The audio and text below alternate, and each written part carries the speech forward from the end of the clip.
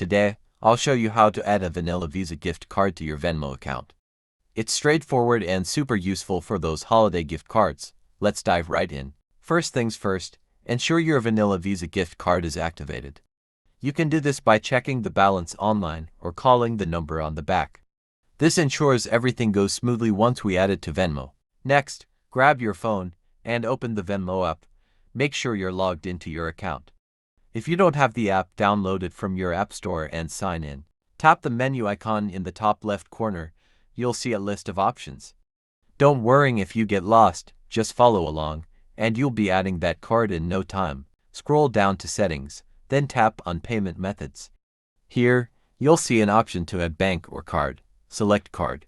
Carefully enter your vanilla card number, expiration date, and security code. Double-check everything, accuracy is key here. Venmo might verify your card by charging a small amount, usually just a few cents, which will be refunded.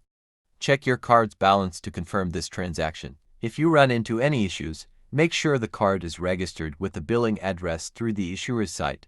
This step can solve many common problems. Once you've done this, you should see a confirmation that your card has been added.